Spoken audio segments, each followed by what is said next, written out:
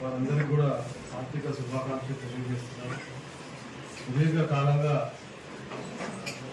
Average ఒకరు 41 సంవత్సరాలు కూడా చేసిన వాళ్ళు పోలీస్ డిపార్ట్మెంట్లో 41 సంవత్సరాల వరకు సర్వీస్ చేయడం అంటే చాలా గొప్ప విషయం. ఎన్నో ఒడిదుడుకులు, కష్టసుఖాలు, ఎన్నో పోరాటాలు ఎదుర్కొంటుంటారు. ఎంతో అనుభవించిన వాళ్ళందరి దగ్గర కూడా మనం నేర్చుకోవాల్సినవి చాలా ఉంటాయి. యంగర్ జనరేషన్ కాన్సెప్ట్స్ కానీ ఆఫీసర్స్ కానీ ఎవరైతే ఉంటారో వాళ్ళందరూ కూడా నేర్చుకోవాలి. చాలా అనుభవజ్ఞులు మనం ఈరోజు డిపార్ట్మెంట్ నుంచి దూరం అవుతున్నారంటే నాకు కూడా చాలా బాధగా ఉంది. ఎప్పుడు కూడా కానిస్టేబుల్ అంటే మనం తీసేయకూడదు. అనుభవజ్ఞులైన సీనియర్ కానిస్టేబుల్ దగ్గర నేను చాలా పాఠాలు నేర్చుకున్నాను.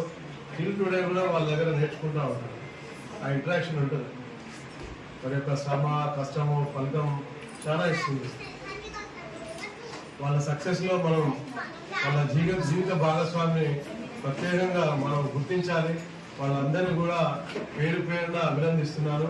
ఎందుకంటే ఇంత సుదీర్ఘమైన సర్వీస్ చేయడంలో వాళ్ళు నెక్కువ రావడంలో కానిస్టేబుల్ దగ్గర నుంచి స్టార్ట్ అయ్యి ఎస్ఐ వరకు అందరూ వచ్చారు.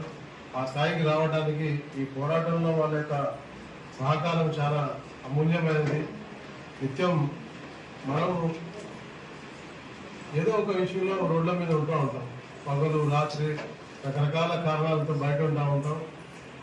ఇంకొక సంతోషించదగ్గ విషయం ఏంటంటే ఇలాంటి వాతావరణం పిల్లలు కూడా చక్కగా సెటిల్ అయినారు. అది నాకు చాలా సంతోషం, ఆనందాన్ని అనిపించింది. అంతకంటే మనకు ఎక్కువ ఏం అవసరం లేదు. చాలా రియల్లీ భగవంతుడిని నిజంగా మీ ఆయురారోగ్యాలన్నీ కూడా జీవితకాలం ఇంకా చల్లగా ఉండాలని, దీవించాలని నిత్యం కోరుకుంటాను. భగవంతుడు మిమ్మల్ని అందరినీ కూడా ఆశీర్వదిస్తాడు. చక్కగా పిల్లలు, కుటుంబాలన్నీ కూడా అందరూ బాగా సెటిల్ అయ్యారు.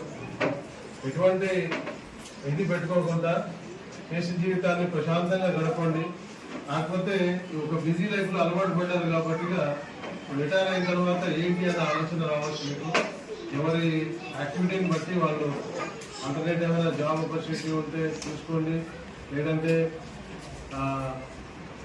మెంటల్గా కొద్దిగా ఒంటరి అనే భావన వచ్చే అవకాశం ఉంటుంది. అలాంటిది రాకుండా 10 మంది స్నేహితులతో, కుటుంబ సభ్యులతో, బంధుమిత్రులతో నిమిత్తం గడపండి. ఈ 40 సంవత్సరాల్లో కూడా మనం చాలా కార్యక్రమాలు మిస్ అయి ఉంటాం.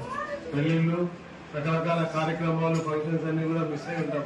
అది మనకు సహజంగా పోలీసులు అందరం మిస్ అవుతూ ఉంటాం.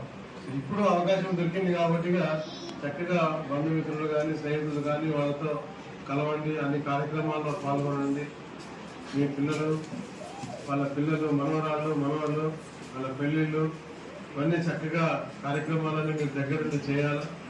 ఆనందంగా మీ కుటుంబాలని ముందుకు సాగాలని చెప్పి కోరుకుంటూ ఆఫీస్ వైపు నుంచి మీకు రావాలన్న బెనిఫిట్స్ ఏమన్నా ఉండి ఎక్కడన్నా అవసరం అనుకుంటే మీరు స్టేట్ అవి ఎస్ఎస్పీ గారిని కానీ, మీరు ఆర్ఐ గారిని కానీ, నన్ను కానీ ఎనీ టైం సంప్రదించవచ్చు.